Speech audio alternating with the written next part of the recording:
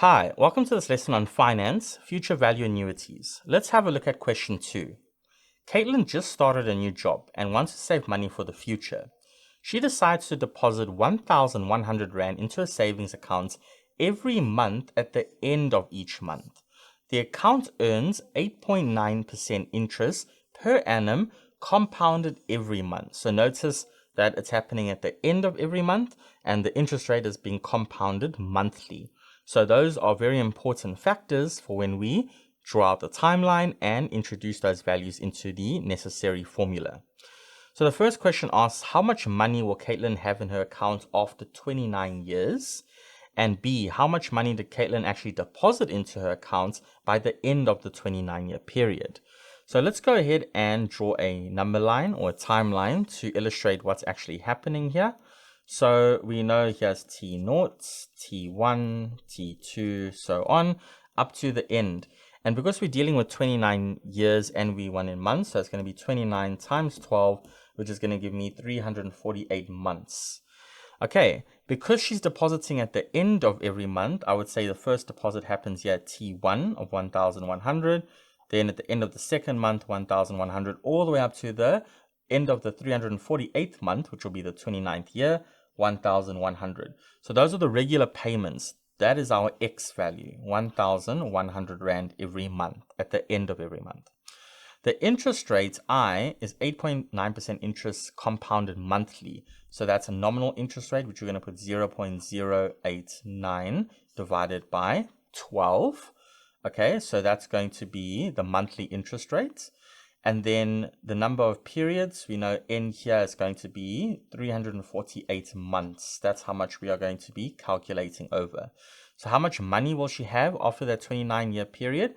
Well, that's going to be the future value annuity because we're seeing she's saving up money up for the future. So that's going to be X into 1 plus I to the power N minus 1 all over I. Okay, so now I'm going to substitute X for 1,100.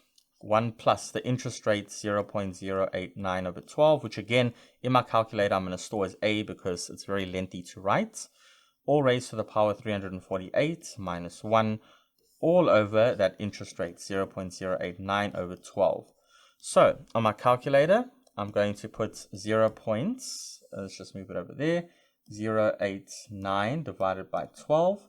And I'm going to go shift store A, and I can just click alpha A to check that that's correct value. Yes. Then I'm going to put 1,100 into my calculator, open and close my brackets.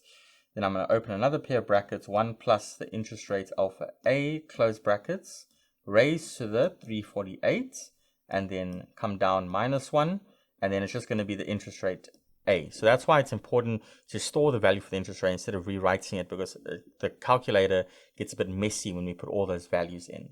So I push equals, and I get a value of 1,700,000, so 1,792,400 Rand and let's say 11 cents to 2 decimal places.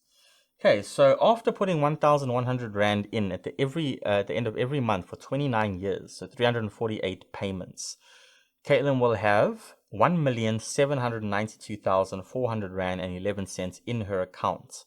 Okay, and this type of problem would be typically maybe saving up for a retirement plan or a pension fund where you put in a certain amount of your salary every month for the next 29 years, and you'll have a nice nest egg, is usually what people call it, to retire on. So you have all that money in your bank account to use.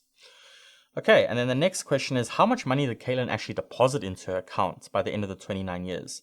Well, we know she put 1,100 Rand every year for 29, or every month for 29 years, so that's 348.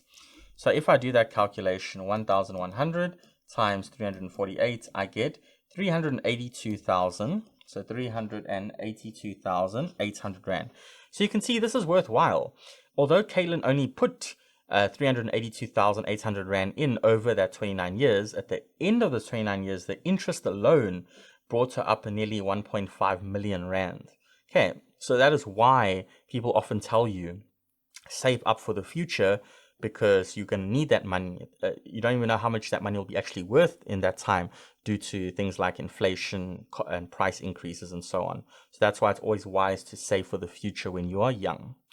All right, so that's how we would do this type of problem. I'll see you in the next one.